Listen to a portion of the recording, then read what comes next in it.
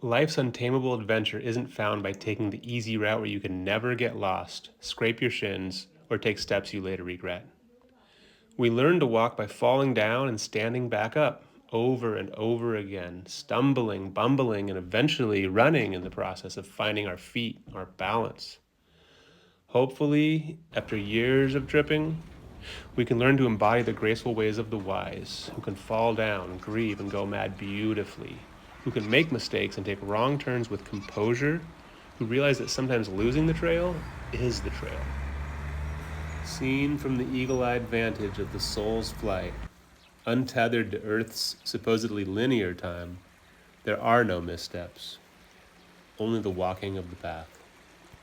That was an excerpt from Cheese Trekking, which will be published in February of next year.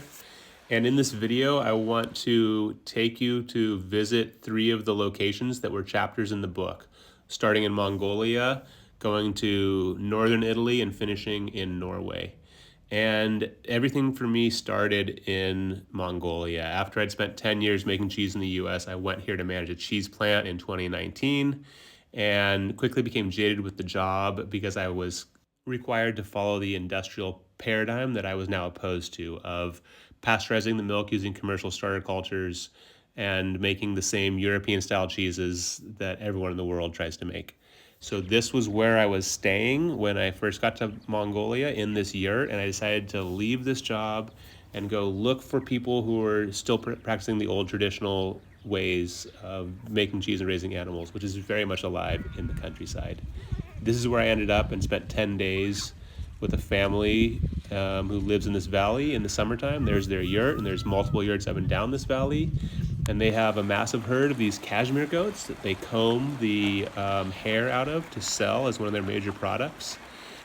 And in the time that I spent with them, I was staying inside the yurt, eating meals with them, and learning how they milk and make cheese. So the main dairy animal are yaks, and they go out and spend the day grazing, the whole herd, mothers and young. And then in the evening, they are brought back, and the young are tethered to a long line that you can kind of see in some of these videos in the background there. And since the babies are kept tied in camp, the mothers don't go very far, and in the morning they're gathered up and milked again. Once the milking is done, they're pushed up into a side valley for the day, and a herder keeps checking on them to bring them back again in the evening.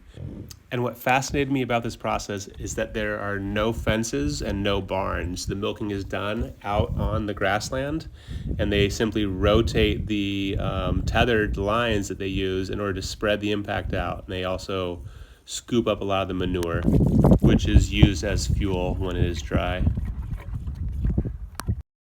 The traditional cheeses of Mongolia are not what we generally think of as cheese. There's no rennet that is used to make a curd. They're either variations of yogurt, drained and cooked yogurt, or they're something like this, which is an acid and heat coagulated cheese.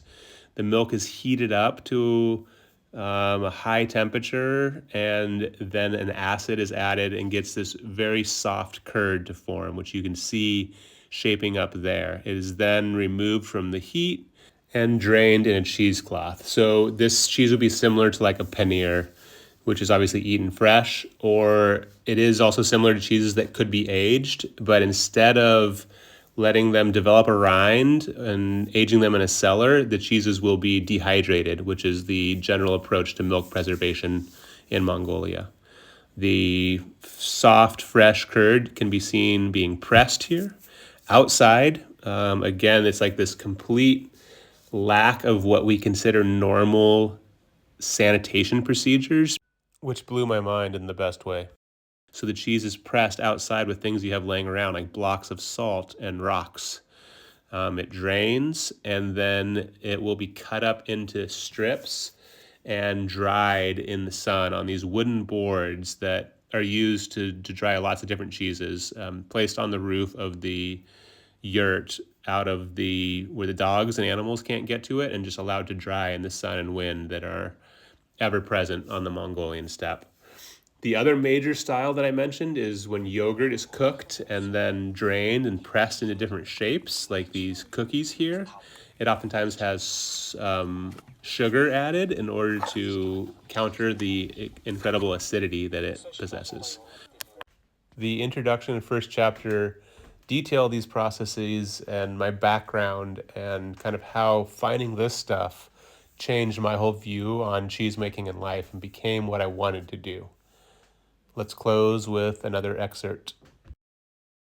We rode to a ridge above the herd and sat in the shade of some rocks to eat lunch as the animals spread out like raisins in a fruitcake and settled into peaceful grazing.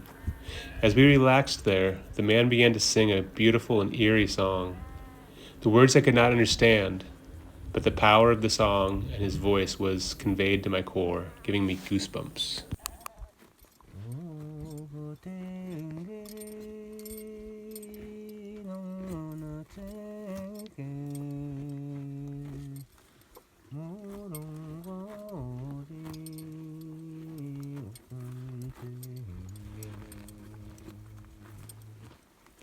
We napped long, waking from time to time to sit up and see how far the goats had wandered.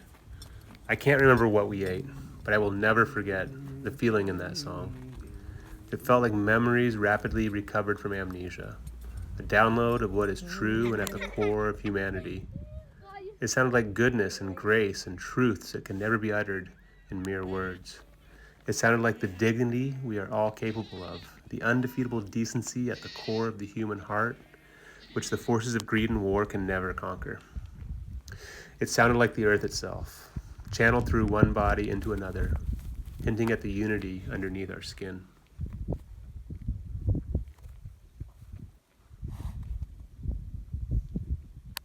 The majority of the chapters in cheese trekking come from the second trip that I did of 16 months in 2021 and 22.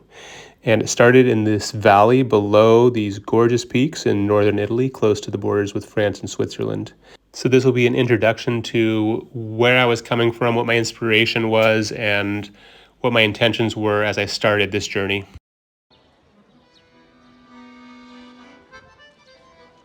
The concept of cheese trekking manifested in the act of doing it.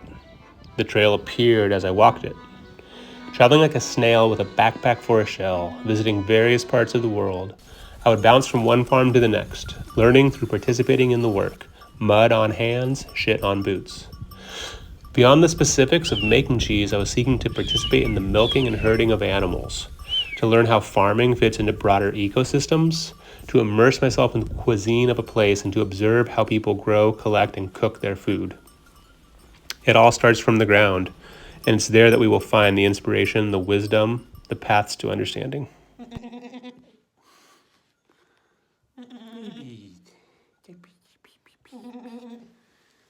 Many things that were done on this farm blew my mind. The first was that we didn't apply iodine to the teats either before or after milking. The second was that there was a trough for the goats to drink out of, but they hardly drank any water because they were getting all of the water they needed from the green pasture plants they were eating that contained a lot of water. After milking, two of us would take the herd for a walk in the forested hills above the farm. The modern industrial style of dairying that is so popular in the United States involves bringing feed to animals. A whole other paradigm exists that, to my mind, is more sane, efficient, and healthy on many levels. This is the practice of taking the animals to their food. In this other paradigm, animals are allowed to exercise their inherent nutritional wisdom, selecting the foods they need from a wide variety of vegetation to fulfill their individual needs and self-medicate by ingesting particular plants or minerals. These animals know what they are doing when they are allowed to be animals, when they can explore their surroundings, following the lead of a herd that shares a detailed spatial map built from multiple generations of experience on a landscape. I chose to work at this farm because they were doing the combination of cheese making with goat walking, extensive grazing, no fences that I was looking for. This is Attilio who runs the farm, and I learned a lot from him about the importance of haymaking and what its impact is on cheese. Attilio said he had moved out of the cheese room entirely, but was still a cheesemaker. He made cheese by cutting hay, spreading the winter's manure onto the hay fields, and deciding when to move his cows to feed in a new area. It It was beautiful to hear him talk like this, as this was part of the holistic view of cheesemaking that I was seeking. For Attilio, farming and cheesemaking are one thing, a continuum. All the goat milk we were collecting was poured into this vat and made into a small tome. And the starter is kefir. So right now I'm pouring the liquid sour kefir through a filter to catch the grains, and then that will culture the milk before fresh milk is added to it, and then it was put back in the refrigerator. This is not how I recommend making kefir, but this is what was done. The cheese was coagulated with rennet and then removed into these little shapes, both circles and logs. Then the whey was heated, just whey, no added milk, for a delicate goat ricotta. And ricotta is a cheese that I come back to time and time again in the book, and its various analogs that are made around the world by denaturing the proteins that are in whey. So the cheeses age in this cantina. Those are cow milk fontinas that are made in an upper alpage that the cows are taken to in the summertime, while the goats are kept down below where we were working. And these are all the cheeses that are made from the goat milk. Small tomes with natural rinds, a lot of mucor and geotrichum growing on them, and wooden shelves with these beautiful stone walls and very humid. Those are freshly salted cheeses. The salt is just rubbed on, not weighed at all. And then you'll also see brightly colored orange and yellow molds growing on these. This is a very typical Italian approach to the aging of cheese, where you just kind of let grow what will. This was the combination I was looking for. A blend of hiking with cheesemaking and foraging. A modern pastoral lifestyle that nourishes landscapes and animals, including humans, in concentric circles. It could be done. Here was an alternative to the industrialized paradigm that too many farmers have come to accept as normal and unavoidable.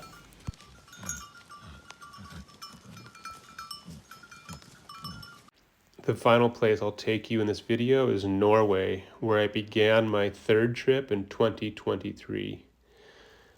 My main interest was to experience a regional agricultural practice known as setter farming. Setters are mountain farms similar to alpages that feature small wooden homes and outbuildings set among pastures and woodlands. They are only occupied during summer months in a vertical transhumance in which livestock from permanent lower elevation farms are moved up once snow has receded, giving them access to the greenery that explodes as the short summer gets to work. These farms are examples of lands that are neither wild nor completely domesticated. They're somewhere in between. The buildings themselves reflect this, being made from local timber topped with green roofs of thick living sod. These ingenious roofs are highly insulative, keeping homes cool in summer's heat and holding in the warmth from a wood stove in cold weather. The root systems of plants spread and knit together individual pieces of sod, recreating an organic living whole. The houses blend into their landscape, a visual representation of living in rather than on or off the land. I want to focus on a single cheese called brunost, which means brown cheese in Norwegian. And in my opinion, it's actually a family of cheeses. They all result from cooking way down, sometimes with cream or milk added, until you evaporate off the whole liquid portion and are left with a concentrate of the sugars, minerals, and protein. And rather than true caramelization of sugars, which happens at a higher temperature, this is actually intense Maillard reactions over a long period of time, giving you a rich, super sweet, umami, salty flavor. The resulting paste is packed into these wooden molds, and then you have this pillar of sweet, concentrated, milky goodness without fermentation. The sugars are left intact rather than being fermented. This is another setter farm called Grindal Eastery, and it's in a different part of Norway, and they, rather than use copper, use iron pots in this part of the country, and apparently that makes a difference.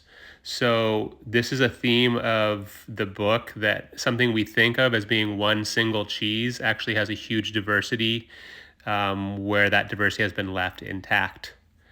A third farm that I visited was called Sparstadstuhlen, and absolutely gorgeous, with these waterfalls coming down glacial carved valley, these red houses with sod roofs, and these incredible cows who are being milked. And then the milk is used to make butter and cheese. So you can see the cheeses over here on the shelves with a little branch of some kind to keep insects away. So the cream is put through this hand crank separator, these ancient devices that are still working, beautiful machines. And then the cream is churned by hand into butter.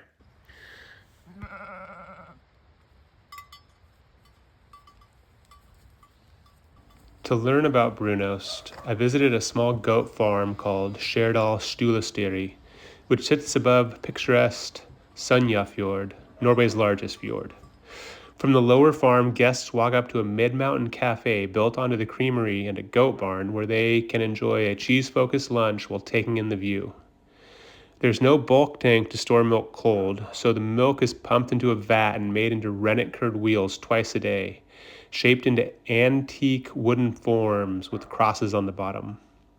The wheels drain over a copper-bottomed vat that heats up the way to a boil over a wood fire, stirred by a large, purpose-built machine that resembles a giant dough mixer.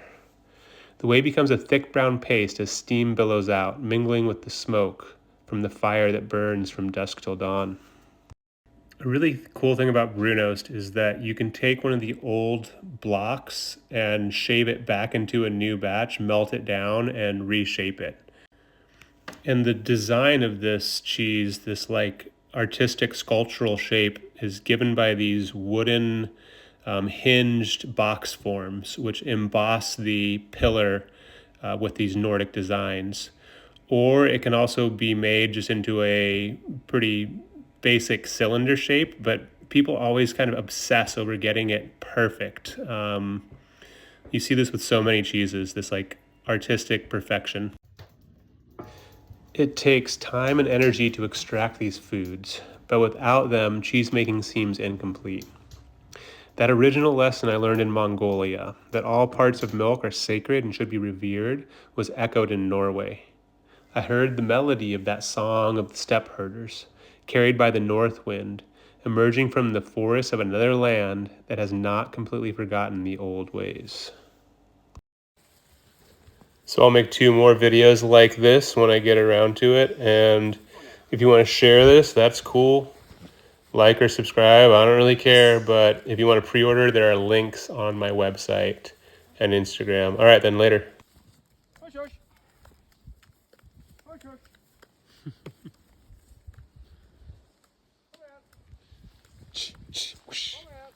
Kom igen.